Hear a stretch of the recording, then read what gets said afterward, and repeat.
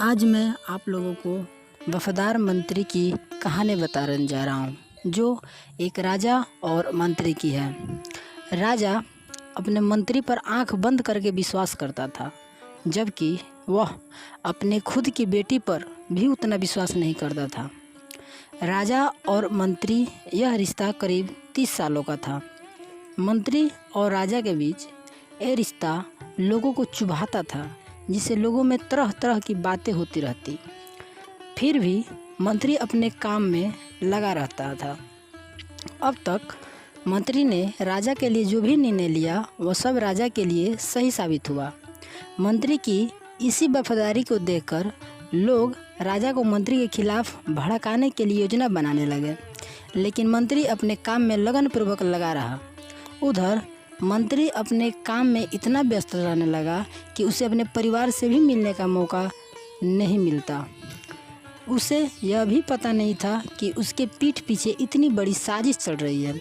राजा दरबार के लोगों ने इसी मौके का फ़ायदा उठाकर राजा को मंत्री के खिलाफ झूठे सबूत जुटाकर राजा को दिखाकर मंत्री को धोखेबाज साबित कर दिया। राजा को यह बताया कि यह मंत्री दुश्मनों के साथ मिलकर साजिश कर रहा है, दुश्मनों के साथ मिलकर आपकी राजगद्दी छीन लेगा। राजा ने तथ्यों की जांच किए बिना ही दरबारियों की बात मान ली और मंत्री को मौत की सज़ा सुना दी।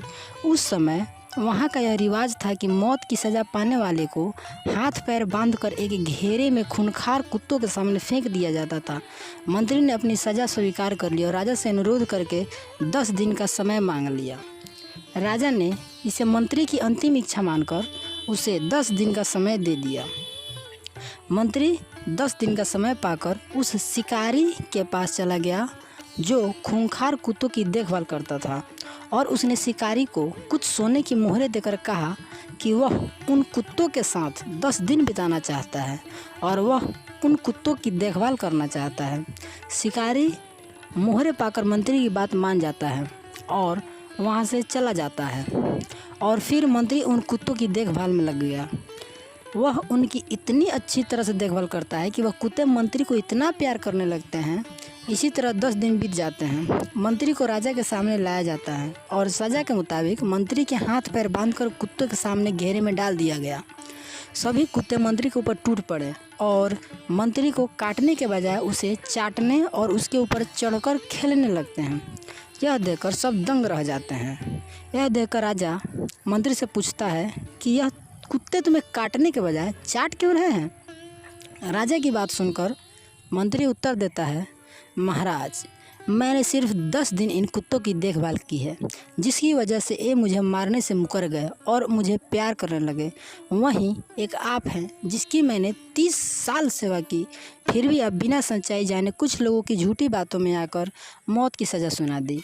मंत्री की बात सुनकर राजा शर्मिंदा हो गया और मंत्री को उनके पद पर फिर से नियुक्त कर दिया, और जिन लोगों ने मंत्री के खिलाफ साजिश की थी उन लोगों को मंत्री के हवाले कर दिया।